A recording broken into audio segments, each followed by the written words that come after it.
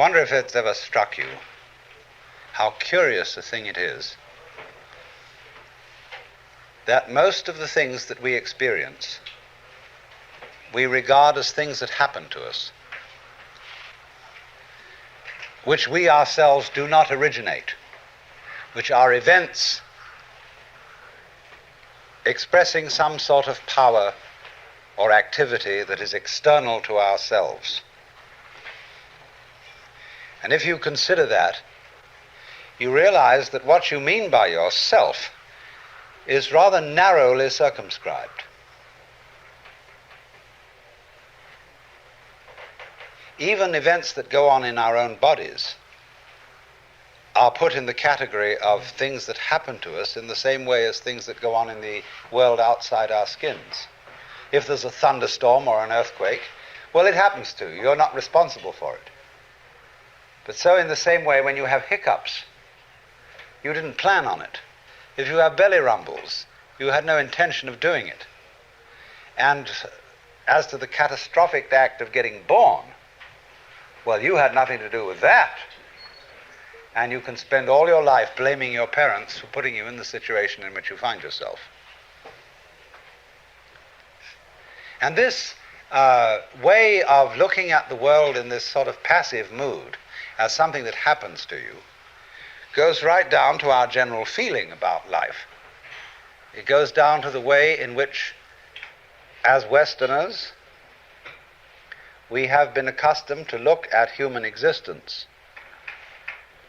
as a precarious event in a cosmos that, on the whole, is depicted as being completely unsympathetic and alien to our existence. In other words, if you're reared with a 20th century, or shall we say an early 20th century common sense, which is based on the philosophy of science of the 19th century, with its rejection of Christianity and Judaism, you regard yourself as an accident, a biological accident, in a stupid universe, which is mechanical, but has no feelings, no finer feelings. A vast, pointless gyration of radioactive rocks and gas in which you happen to occur. Of course, if you don't have that point of view and you are more traditional, you look upon yourself as a child of God. And therefore, under authority. In other words, there's a big boss on top of all this who allowed you, at his pleasure, to deign to have the disgusting effrontery to exist. And you better watch your P's and Q's, because that Almighty is looking after you with the attitude of this is going to hurt me more than it's going to hurt you. And when you look at the world in that image, or in the other image that it's a stupid mechanism, either point of view you take, you don't really belong. You're not really part of all this. And I could use a stronger word than part, only we don't have it in English. We have to say something like connected with it, essential to it. Or to put it in the strongest possible way, it is quite alien to Western thought to conceive that the external world, which is defined as something that happens to you, and your body itself as something that you got caught up with, it is quite alien to our thought to consider all that as you yourself. Because, you see, we have such a myopic view of what oneself is. It's as if, in other words, we selected how much experience is really to be regarded as me. As if you focused your attention on certain restricted areas of the whole panorama of things that you experience, and say, I will take sides with that much of it. Now, we come here right at the start to an extremely important principle, which is the different points of view you get when you change your level of magnification. That is to say, you can look at something with a microscope and see it a certain way. You can look at it with the naked eye and see it in a certain way. You look at it with a telescope and you see it in another way. Now, which level of magnification is the correct one? Well, obviously, they're all correct, but they're just different points of view. You can, for example, look at a newspaper photograph under a magnifying glass, and where with the naked eye you will see a human face, with the magnifying glass you will just see a profusion of dots, rather meaninglessly scattered. But as you stand away from that collection of dots, which all seem to be separate and apart from each other, they suddenly arrange themselves into a pattern. And you see that these individual dots add up to some kind of sense. Now you'll see at once from this illustration that maybe you, when you take a myopic view of yourself, as most of us do, but you may add up to some kind of sense that is not apparent to you in your ordinary consciousness. When we examine our blood streams under a microscope, we see there's one hell of a fight going on. All sorts of microorganisms are chewing each other up. And if we got overly fascinated with our view of our own bloodstreams in the microscope, we should start taking sides, which would be fatal, because the health of our organism depends on the continuance of this battle. What is, in other words, conflict at one level of magnification is harmony at a higher level. And could it possibly be, therefore, that we, with all our problems, conflicts, neuroses, sicknesses, political outrages, wars, tortures, and everything that goes on in human life, are a state of conflict which can be seen in a larger perspective as a situation of harmony? Well, it is claimed, you see, that some human beings have broken through to that vision, that they've slipped somehow or other into states of consciousness where they see the apparent disintegration and disorganization of everyday life as the functioning of a totality which at its level is completely harmonious. And you can say, aha, at last I see, I got the point. I've seen how all this makes sense. But what this insight depended upon was your overcoming the illusion that space separates things. That is to say, the space, the interval between your body and mine. The interval created by birth at one end and death at the other. And then after somebody's death, then somebody else's birth. These are events with intervals between them. And normally we regard these intervals in time and these intervals in space as having no importance, no function. We tend to see the universe itself as really consisting in all the stars and galaxies. That's what it is. That's what we notice. But the space in which all this happens is sort of written off as something that isn't really there.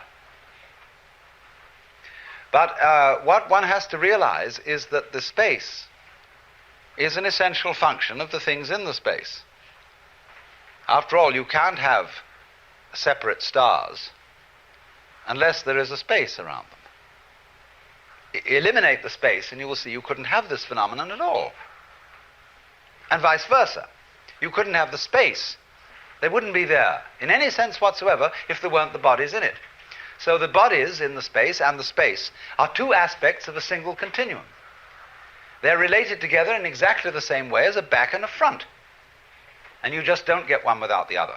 So the moment you see that intervals, that space is connective, you can understand at once how you are not just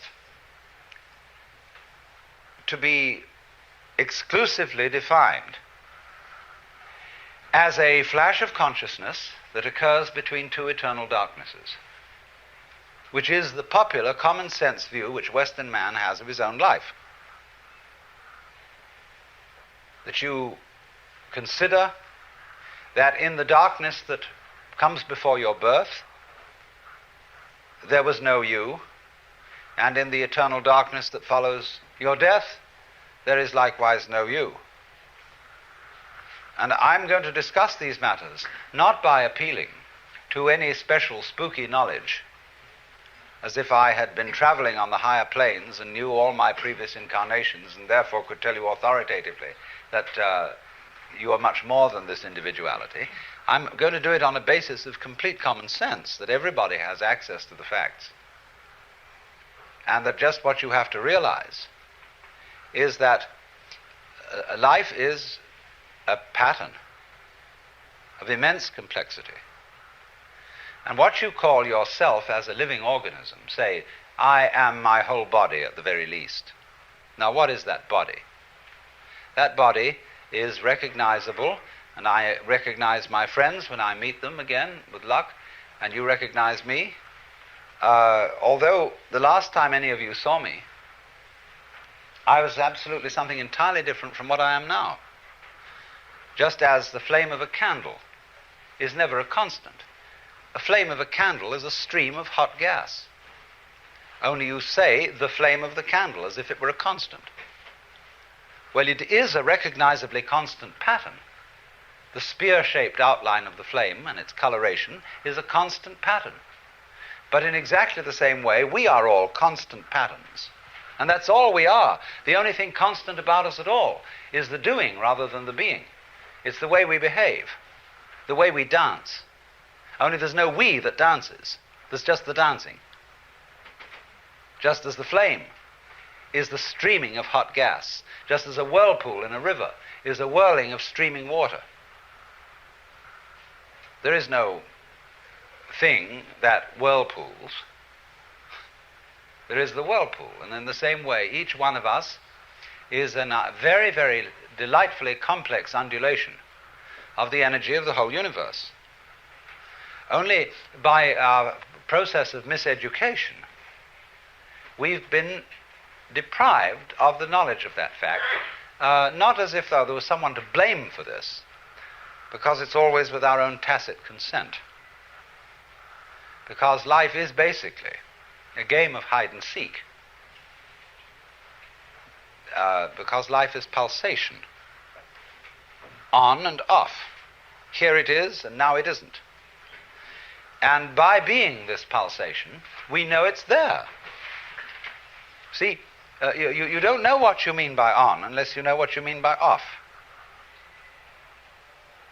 That's why when we want to awaken someone, we knock at the door. It's not enough to slam the door once with your fist and make a big noise, but you keep up a pulsation, because that by its on and offness attracts attention. All life, you see, is this flickering in and out. Only there are enormous rhythms in it. There are very fast flickering ins and outs, like the reaction of light upon our eyes, such that if I take a lighted cigarette in the dark and I spin it, you will see a circle of fire. Because the reflection of that cigarette tip on your retina lasts, it endures. Just in the same way as on a radar screen. An image stays a little while until it's revivified by another round. So in that way, you see, you notice continuity. And in the same way then, you notice the continuity of a light, because although, like say, with an arc lamp is actually a flickering light. And that's why they don't allow arc lights to be used in any shop where there's a circular saw moving. Because sometimes the flickering speed of the arc light so synchronizes with the turning speed of the teeth on the blade that the teeth look as if they're not moving. And so anybody who might put his hand on the blade would have it chopped off, thinking it was a still one. So in this way, very fast impulses are looked upon us as constant. And we see where there are fast impulses a solid thing. when you look at the blade of a propeller or an electric fan, the separated 4 or 3 blades become a solid disc, and you cannot throw an egg through it. Well, so in exactly the same way, you can't put your finger through a rock, because the rock is moving too fast for your finger to go through. That's the meaning of the whole phenomenon of hardness. Hardness in nature is immense energy, but acting in a very concentrated space, restricted space, but going to beat hell. That's why you can't get through it. Now, from those very tiny fast rhythms, which give us the impression of continuity, there are also in this universe immensely slow rhythms. And these are very difficult for us to keep track of. And they impress us and depress us as our own life and death, as our coming and going, which goes for what is to us such a slow pace that we can't possibly believe that it is really a rhythm. We think of it as our birth, as something quite unique that could never occur again, because we're so close to it, you see, and it's moving so slowly. And so with that point of view, we are, like Marshall McLuhan has said, he borrowed a metaphor from me, which is that we are driving a car looking at the rear vision mirror.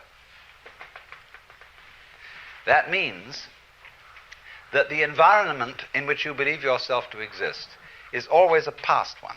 It isn't the one you're actually in. The process of growth, the basic process of biology, is one in which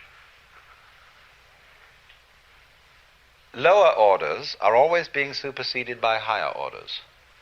But the lower order can never figure out, or only very rarely figure out, what the higher order is that's taking over, and may see it as a terrible threat, as total disaster, as the very end, but therefore can never be aware that the principle of growth always has and always will continue. Whereas that's what's going on. But you never know what the next step is going to be, because if you did know, you wouldn't take it, because it would already be past. Do you understand this? That any certainly known future is an event of which we can say, you've had it. And in that sense, it's past. When we play games, and we say in chess or in bridge or whatever game you're playing, the outcome of the game becomes certain. We at that point cancel the game and begin a new one. Because the whole zest of the thing, and which takes me back to the idea that this whole thing is a hide-and-seek game, is that you don't know what the next order coming up is. But one thing you can be sure of, it will be an order, and it will comprehend you. At the moment, we stand at a time in history where we're beginning to think of the great countdown on the end of the human race. Terrifying possibility that through atomic energy, we may obliterate this planet and turn the whole globe into a star. Maybe that's the way all the stars started. Imagine, this great thing coming up. The countdown on the end.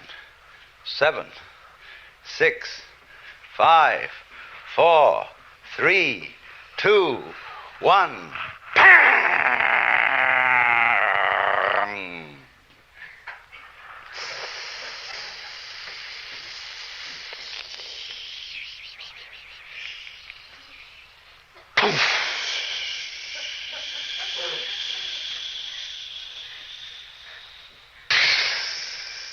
Where have you heard that before? You sit on the seashore and you hear the waves going in and out, and you don't stop to think. That's what you're doing. That's what the whole business is doing. And there are places where the wave mounts and mounts and it gets too big for its boots or whatever, and it spills and breaks. And we could do just that. But very important to realize that that's what you're doing, because then you don't get panicky about it. And the person who's going to press that button is the person who's going to be in panic. So if you realize that that's what it is, and that it doesn't really matter if the whole human race blows itself up, then there's a chance that it won't do it. That's the only chance we have. Not to do this thing which attracts us like a kind of vertigo, like a person who looks over a precipice and is all set to throw himself over. Or a person who jumps out of a plane when they're skydiving and forgets to pull the parachute ring because he gets fascinated with a target. It's called target fascination. He just goes straight at it, you see. So we can get absolutely fascinated with disaster, with doom. Or, you know, all the news in the newspapers is invariably bad news. There is no good news in the newspapers. People wouldn't buy a newspaper consisting of good news. Even the free press is full of terrible news. Except the San Francisco Oracle. And the fascination, you see, for this doom might be neutralized if we would say, well,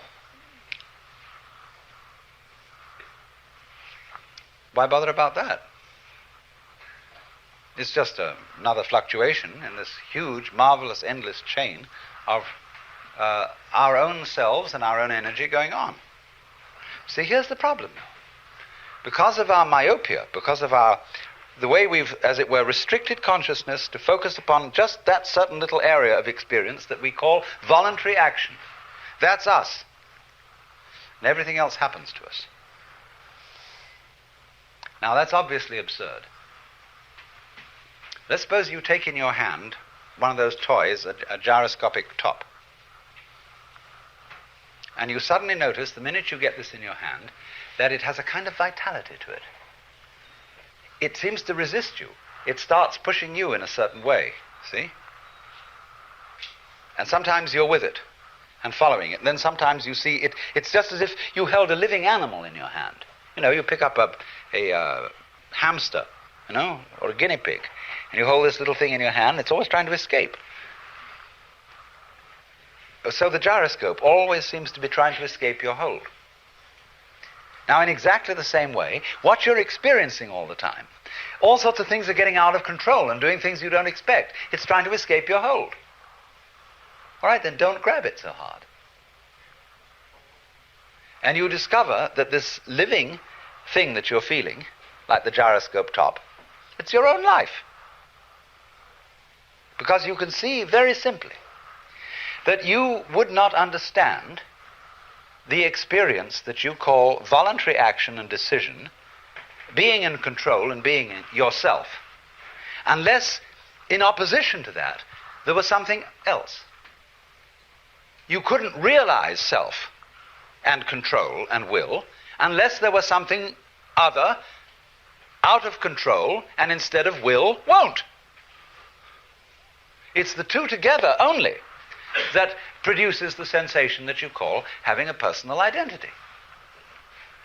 Only, there is a funny thing about human consciousness which has been worked out very carefully in Gestalt psychology, which is that our attention is captured by the figure rather than the background, by the relatively enclosed area rather than the diffuse area, and by something moving rather than what is relatively still.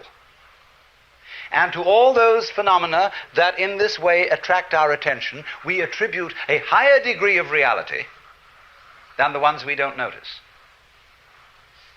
That's only because, for the moment, those are more important to us. Consciousness, you see, is a radar that is scanning the environment to look out for trouble, just in the same way as a ship's radar is looking for rocks or other ships.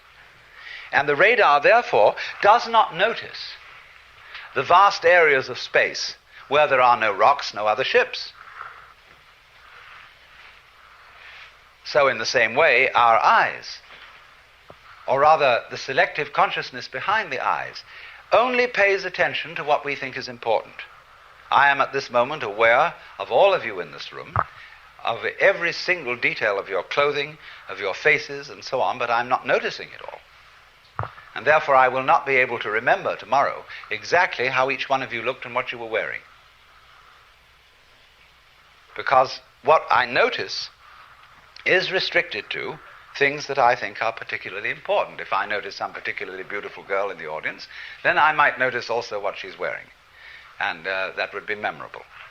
But by and large, you see, we scan things over, but we pay attention only to what our set of values tells us we ought to pay attention to. But quite obviously, you as a complete individual are much more than the scanning system. You are in relationships with the external world that on the whole are incredibly harmonious.